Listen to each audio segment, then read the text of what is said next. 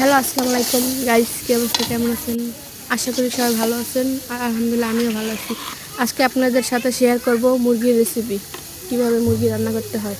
এই দেখেন, প্রথম আদা দিচ্ছি, পেঁয়াজ তেল দিয়া, তারপরে এই যে গোটা গরম মশলা দিচ্ছি, তারপর হইছে 1 চামচ হলুদ মরিচের গুঁড়া, 1 চামচ হইছে হলুদের গুঁড়া।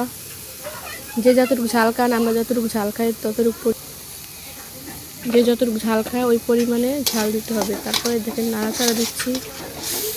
তারপরে হইছে একটু কষাম ভালো করে, যখন দেখুন হালকা হালকা কালারটা সুন্দর হয়েছে তখন দিয়ে দিন মুরগিগুলা। এই আদা দিলাম, ও আদা দিতে ভুলে গেছি, এখন আদা দিচ্ছি। এই যে আরেকটু ভালো করে কষিয়ে নিব। তারপরে দিচ্ছি এখন মাংসগুলা দিয়ে দিব। দেখো গাইস, কীভাবে দিচ্ছি মাংসগুলো, আর কালারটা কত সুন্দর হয়েছে না। কষানো শেষ। এখন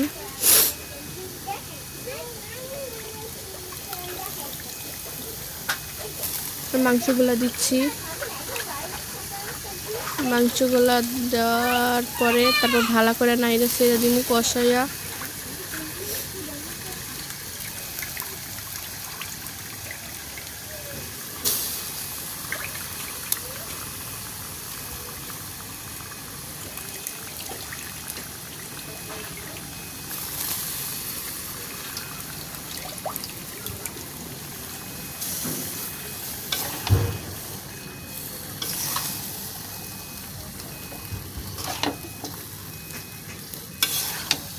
এই তো নাড়াচাড়া দিচ্ছি, সবগুলো মশলা দেওয়া শেষ, মাংসগুলো কষাইতেছি।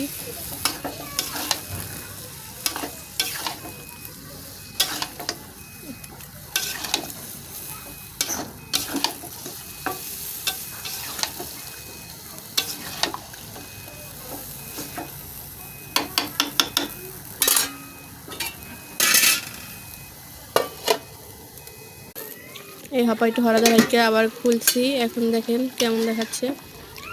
একটু আর একটু নাড়াচাড়া দিয়া পর হাইকা দিমু, তারপরে একটু পানি দিয়ে হাইকা দিমু, তারপরে হয়ে যাবে আমার রান্না করা মুরগি।